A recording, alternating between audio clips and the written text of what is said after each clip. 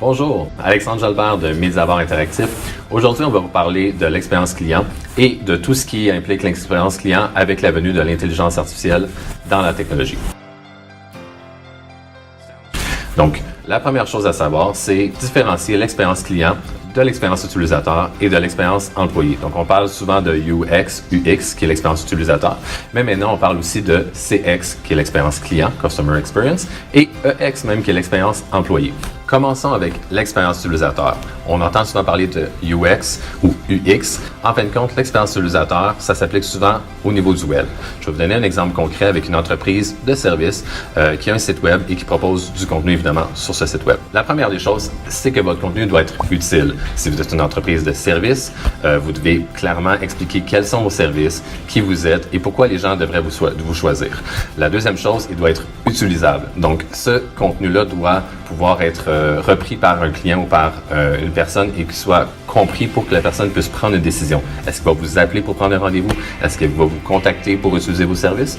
Le troisième point, c'est que votre contenu doit être désirable. Donc, quand vous présentez du contenu, s'il n'est pas intéressant pour les gens, bien évidemment, ils vont s'en aller. Donc, pour offrir une bonne expérience, encore là, votre contenu doit être intéressant. Autre point vraiment important, c'est que votre contenu doit être crédible. On s'entend que si vous parlez toaster puis que votre entreprise, en réalité, a refait des toits, c'est pas crédible. Votre contenu, il doit aussi être accessible.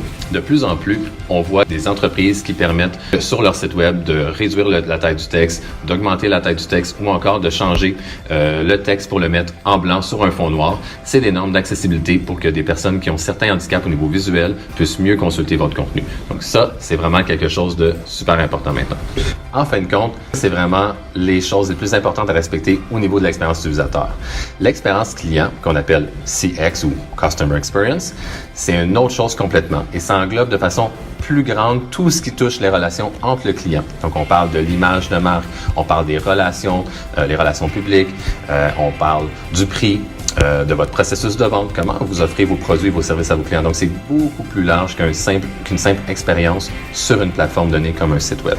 Ensuite, quand il est question de EX ou EX pour Experience Employee, ben on parle vraiment de l'expérience que les employés vont avoir en utilisant certaines plateformes au travail.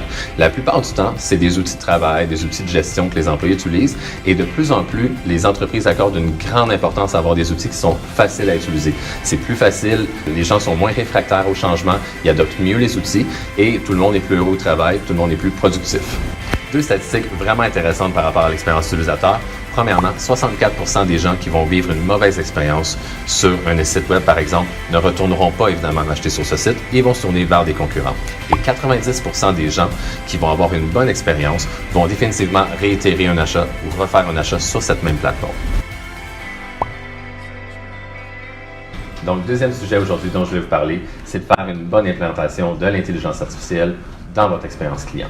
Donc, le premier point, c'est d'utiliser la technologie pour personnaliser votre offre.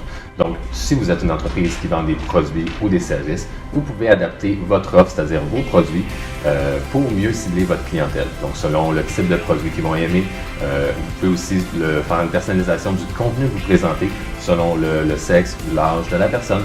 Donc, à ce moment-là, votre contenu va être beaucoup mieux orienté pour votre clientèle. Le deuxième facteur qui est vraiment important pour une bonne implantation de l'intelligence artificielle, c'est de bien utiliser les données. Donc, il faut premièrement stocker les données et bien les capturer. Donc, à partir des achats des gens qui vont faire, par exemple, sur notre site web ou des gens qui vont s'abonner à notre infolette, on peut capturer des informations sur leurs habitudes et sur leur comportement, sur leurs intérêts aussi. Ensuite de ça, il faut savoir les interpréter. Donc, mieux connaître les achats, les comportements passés de nos consommateurs va nous permettre un peu de prédire l'avenir et de savoir un peu quel genre de contenu on va présenter dans le futur. Donc, c'est super important, c'est même primordial pour les entreprises maintenant. L'intelligence artificielle affecte aussi les 4 P du marketing. Donc, le produit en tant que tel maintenant est défini par l'intelligence artificielle. On va être capable d'adapter notre produit selon notre client, comme je le disais tantôt. Donc, une personne qui aime les produits de type sport versus plus casual au niveau des vêtements, on va être capable de la cibler. Et quand on va arriver sur un site web, par exemple, on va lui présenter des vêtements ou des produits de type sport. Donc, à ce moment-là, notre produit est automatiquement personnalisé pour notre clientèle. Ensuite, le prix. Le prix, on sait qu'il est vraiment variable d'un site web à un autre. Maintenant, sur un même site web, les gens peuvent faire varier le prix selon la clientèle qui va aller visiter. Je vais prendre par exemple selon votre provenance, donc de où vous venez, de partir de où vous faites vos achats, ou encore selon votre type de profil ou votre comportement. Si la personne voit que vous achetez toujours des choses avec des rabais, bien c'est fort possible qu'elle vous présente des rabais en première page parce qu'elle sait que vous aimez ça. Les deux derniers points des 4P, c'est le placement et la promotion. Maintenant, avec l'intelligence artificielle, on est capable de savoir un consommateur s'il a plus de chances d'acheter quand on communique avec lui pendant qu'il est au bureau, durant le jour, le soir, pendant qu'il est à la maison ou encore sur le cellulaire, durant le week-end, quand il est sur la route tout simplement. Donc ces informations-là aussi sont super importantes et nous permettent d'avoir une meilleure expérience client lorsqu'on s'adresse à notre clientèle potentielle. Donc voilà pour les sujets dont je voulais vous parler aujourd'hui, l'expérience utilisateur et les changements qui s'y rapportent en lien avec la venue de l'intelligence artificielle et de la technologie. J'espère que ça a pu vous aider et je vous dis à la prochaine.